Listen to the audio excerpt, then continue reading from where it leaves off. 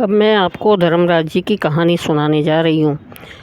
धर्मराज जी की कहानी का नियम सक्रात से सक्रात लेकर और सक्रात को ही उद्यापन करना चाहिए। इस कहानी को सुनने से इस जन्म के सभी पाप नष्ट हो जाते हैं और स्वर्ग मिलता है। एक बुढ़िया थी, वह मरकर भगवान के घर गई। वहाँ जाकर वो बोली कि मुझे कोई धर्मराज जी के मंदिर का रास्ता बता दो। स्वर्ग से एक आदमी आया और बोला, बुढ़िया माई आपको क्या चाहिए? बुढ़िया बोली, मुझे मंदिर का रास्ता बता दो। आगे आगे आदमी और पीछे पीछे बुढ़िया मंदिर तक गए। बुढ़िया ने देखा वहाँ बड़ा सा मंदिर था, सोने का सिंहासन था, हीरे मोती की छतरी थी। धर्मराज जी न्याय नीति से राज कर रहे थे। धर्मराज जी भी कर्म के अनुसार दंड दे रहे थे। बुढ़िया ने जाकर धर्मराज जी को प्रणाम किया और बोली, मुझे बैकुंठ में जाना है। धर्मराज जी ने चित्रगुप्त से कहा, इस बुढ़िया का लेखा जोखा सुनाओ। चित्रगुप्त ने लेखा जोखा सुनाया। सुनकर धर्मराज जी बोले, तूने सब दान धर्म किए हैं पर धर्मराज जी की कहानी नहीं सुनी, बैकुंठ कैसे जाएगी?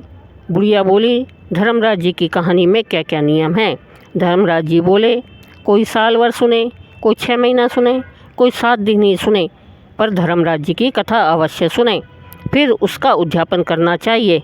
उद्यापन में कंठी, छतरी, चप्पल आदि दे में और एक जोड़े को औरत के कपड़े, तांबे के लोटे में शक्कर डालकर और कटोरी में 1.25 पाव ज्वार, 6 मोती, 6 मूंगा, यमराज की लोहे की मूर्ति, धर्मराज की सोने की मूर्ति, चांदी का चांद, सोने का सूरज, चांदी का सांतिया आदि ब्राह्मण को दान में देना चाहिए और रोज़ चावल का सातिया बनाकर कहानी सुननी चाहिए।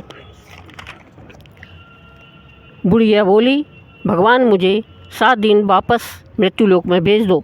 यमराज जी ने उसके दान पुण्य का जोर देखा तो वह 7 दिन के लिए मृत्युलोक वापस में भेज दिया। बुढ़िया वापस जीवित हो उठी। दूसरे दिन बुढ़िया सुबह जल्दी उठी और ब्राह्मण के लड़के को बुलाया और 7 दिन चावल का सातिया मारकर कहानी सुनी, सारा दान धर्म दिया। 7 दिन पूरे हुए, बुढ़िया को वापस भगवान के यहाँ से बुलावा आ गया।